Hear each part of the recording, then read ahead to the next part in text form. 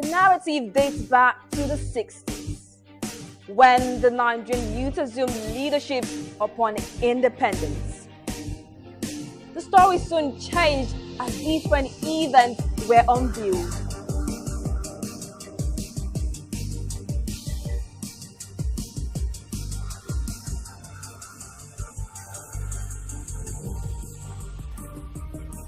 Dreams are reborn, visions are revealed, and the Nigerian strength revived. Thus, the emergence of Nigerian youth in politics. This is the 2019 Weekly, powered by Young Aspirants Development Initiative with support from Ford Foundation. 2019 Weekly, the voice of youth in politics. Hello and welcome to 2019 Weekly, powered by Young Aspirants Development Initiative with support from Ford Foundation. My name is Ifenla Jedediah Olibine, and with me is... What happened to elegant? And with me is the elegant... Thank you, Fair. My name is Anne Chukwumike. Thank you very much for joining us on this edition of 2019 Weekly. It is a program designed to promote youth inclusion and emergence in political leadership, with special focus on the Nigerian 2019 general election. Every week, we should focus our discussion on youth aspirants, youth candidates, and their journey into the political and electioneering arena in Nigeria. We'll explore why they're running, what offices they're running for, and the challenges in setting up campaigns, in raising funds, and in engaging political stakeholders. We'll also explore how the Independent National Electoral Commission, INEC, is preparing for a free, credible, and inclusive 2019 election. We'll also talk about how political parties are given equal chance for young women, young candidates, and also people with disabilities to participate come 2019. For these and many more interesting issues, you do not want to miss any part of 2019 Weekly. Now, before we go fully into today's package, let's quickly see INEC's website. We'll be right back.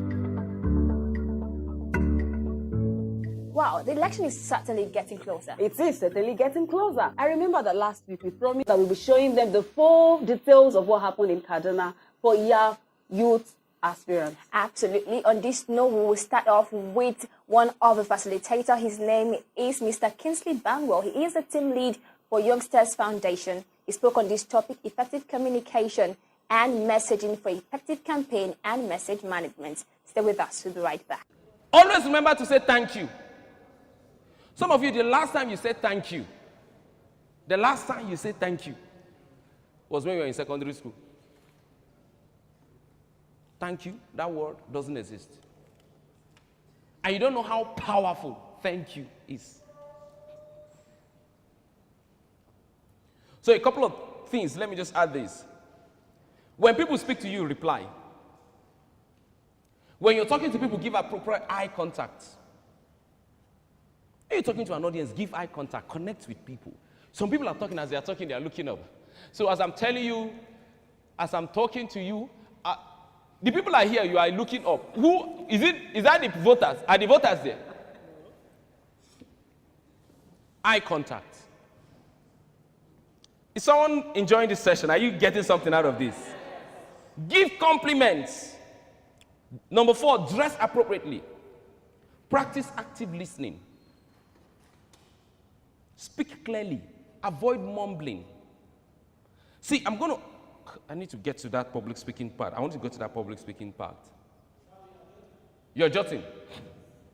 Speak clearly. Speak clearly. Avoid mumbling. And don't you think Mr. Bangel's sessions were mind-blowing? Mind-blowing is just the perfect word for it. I mean, this is a phenomenal man. This is someone who has vast experience in areas like this. And it's also a good one for the youth because they're actually tapping into these resources that this man has actually, passed across to them. And we're talking about 15 or 20 years of experience here. Interesting one there.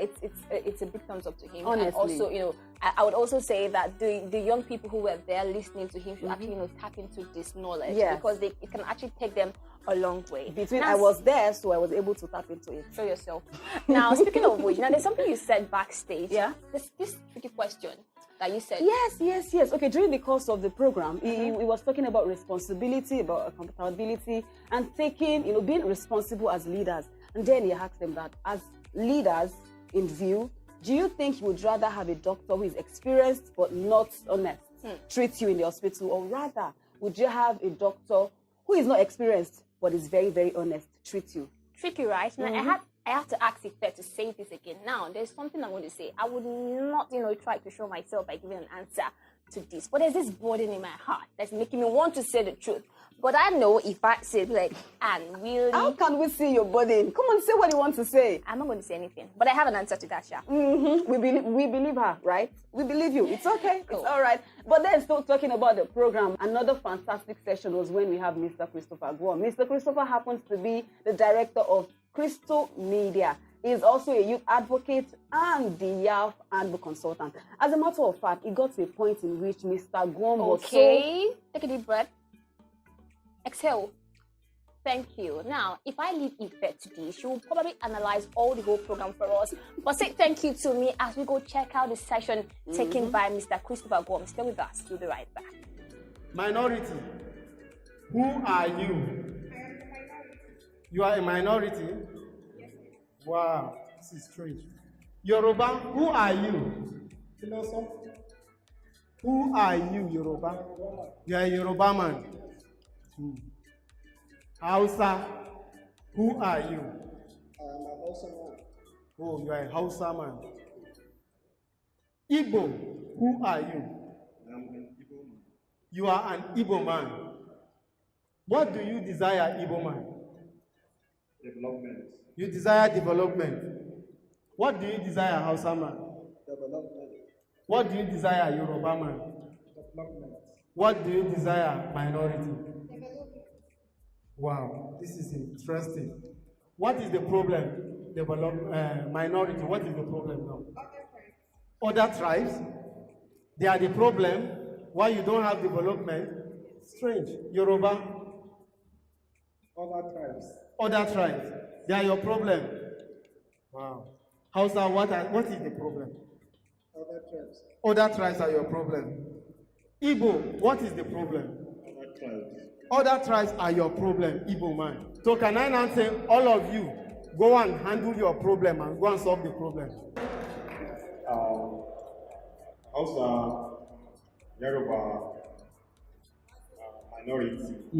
I think our diversity is an opportunity for us to develop as a nation. If we come together, we do away with our ethnic and religious issues or differences, it will move this country forward. I think this will be the best option for us to develop as a nation. So I think you guys will have to cooperate. Okay, let's just clap for them. Let's appreciate them. Welcome back. Now, as I was saying before, Anne really interrupted me. My Another bad. wonderful part of the session was when we had Ajia Sauda Sasani. She was able to remind us that we females need to be much more inclusive when it comes to political participation. Yes, in the long run, we want to see a society where we have increased number of women taking appointed and elected position even after the 2019 election. Not forgetting the fact that we had, wait for it, 15 female participants at the program. It was 15 females. Wow, that interesting, and also that many. Yes. Like, it's good to see that women are actually coming out. I'm telling you, like it still points to the fact that it's a matter of time. In the long run, Nigerian females will get things right. We are definitely getting it right. If you're just joining us, it is the 2019 Weekly brought to you by Young Stars Development Initiative with support from Ford Foundation West Africa. It is a program designed to promote youth inclusion and emergence in political leadership with special focus on the Nigerian 2019 general election. As we fix to round up today's episode of 2019 Weekly, let's show you the final parts of the YALF Kaduna program and not forgetting the interviews we conducted for the participants. We'll also not forget to show you the pictures that we're taking. Oops, my bad. We took lots of pictures of the participants and we had some media men who came around to hear from the participants. During my time when I was your age, if somebody had told my brother that I'm going to be a chairman of my local special advisor for president, and member of the president, my brother would say, you are crazy. But it's happened. It's happened. And they have to a Muslim, coming from a very good house. My husband is a police. So that makes it more difficult that I'm going through it. And I'm still in politics. So it is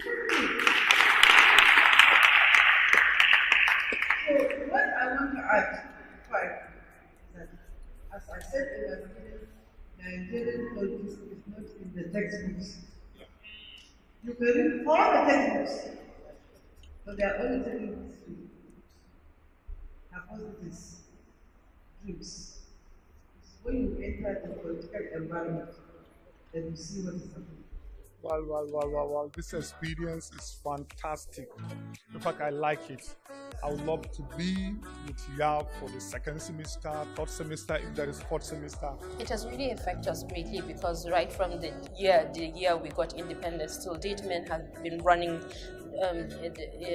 affairs of the state, even though some women have been given opportunity and they failed. But at the same time, there's a whole lot of gap and we need to bridge that gap. How do we bridge that gap? By bringing women, young people, the elderly, and people that of special needs to the table to discuss what the issues are, to find out where these issues are, and then now to collectively proffer solutions to this problem, not just sit down in one air-conditioned office and then, decide the fate of others. But if we sit down together, we are able to give collective ideas, sieve it, and then take the best out of all the ideas and then work on it. There's nothing wrong if we fail. It only means that we need to sit back and go back to the drawing board, try again, and then work out new modalities. But bringing everybody to the table, men, women, young and old, and people with special needs will get us to the promised land, but only if we bridge that gap by inviting everybody to the table.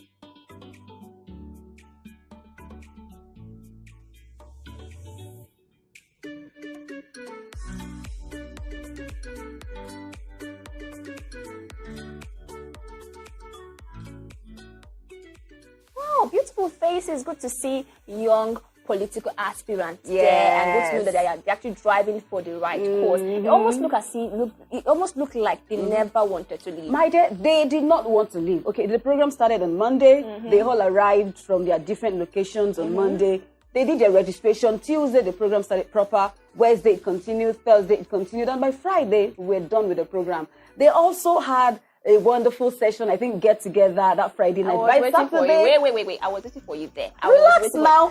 Look at this man. She was talking about serious thing and she was doing a serious face. So and when it got to that point where she's like, they had a get together. She's a foodie. It wasn't. Continue.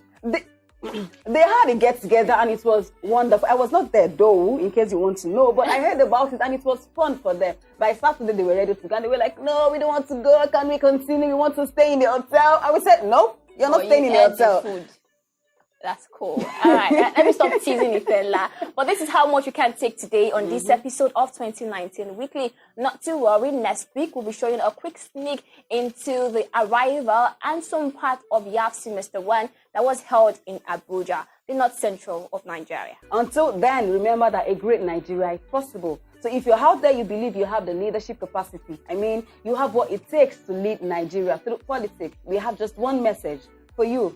Remember, the best time for you to run, win, and impact is now. Once again, I remain Ifenla Jedediah Uligminde. And my name is Anne Chukwuike. Thank you very much for listening.